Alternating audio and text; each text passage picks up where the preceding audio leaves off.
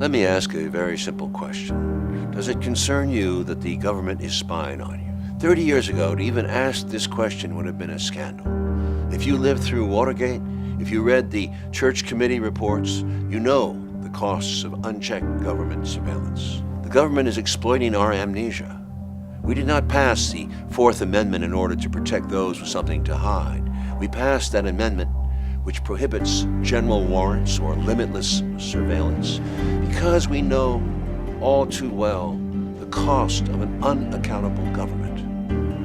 The question is not, do you have something to hide? The question is whether we control government or the government controls us. Especially you younger writers, that you can be critical of your government and your society. You don't have to fit in. It's fashionable now to take shots at Republicans and Trump and all that, and avoid the Obamas and Clintons. But remember this, in the 13 wars we've started over the last 30 years, and the $14 trillion we've spent, and the hundreds of thousands of lives that have perished from this earth, remember that it wasn't one leader, but a system, both Republican and Democrat. And call it what you will, the military-industrial, security, money, media, complex. It's a system that has been perpetuated under the guise that these are just wars, justifiable in the name of our flag that flies so proudly over our lives. Our country has become more prosperous for many, but in the name of that wealth, we cannot justify our system as a center for the world's values when we continue to create such war and chaos in the world. No need to go through the victims, but we know we've intervened in more than 100 countries with invasions, regime change, economic chaos, or hybrid war, soft power, whatever you want to call it. It's war of some kind. In the end, it has become a system leading to the death of this planet and the extinction of us all. I fought these people who practice war most of my life. It's a tiring game, and mostly you'll get your ass kicked. And with all the criticism and the insults that you'll receive, and the flattery too, it's important to remember, if you believe in what you're saying and you can stay the course, you can make a difference. I urge you to find a way to remain alone with yourself.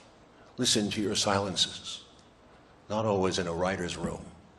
Try to find not what the crowd wants so that you can be successful, but try instead to find the true inner meaning of your life here on earth.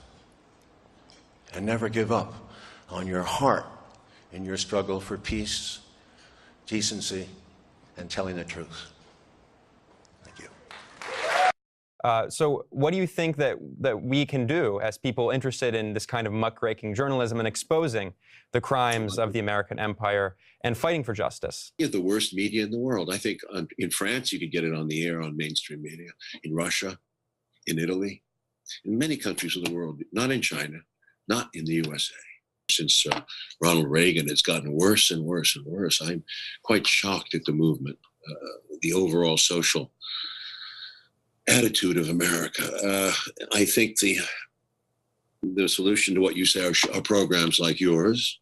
There are many underground type shows that are on the internet, and I think it's crucial we stay with the internet as much as we can, although I worry about that now with the crackdown on Facebook and the crackdown by Twitter. I'm concerned about what their sense of censorship is. We need to have a broad spectrum of thought, criticism, anti-American concepts have to be broached.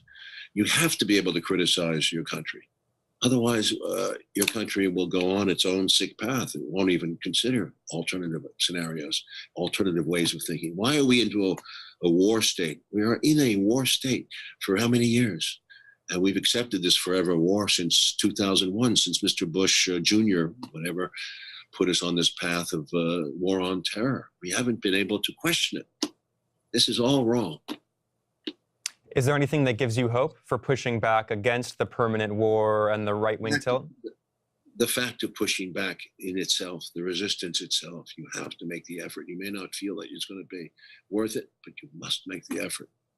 Without that effort, we have nothing. We're a nation of sheep. Remember, this struggle is part of who we are as a people. This country was born in rebellion because the British government was exerting too much control over American lives. We broke free and began to create a system of government meant to protect liberty. Our national history reveals a constant struggle to stay true to this value. We face one of those moments of struggle right now. I won't stand idly by while our civil liberties are eaten by the NSA's surveillance machine. You shouldn't either.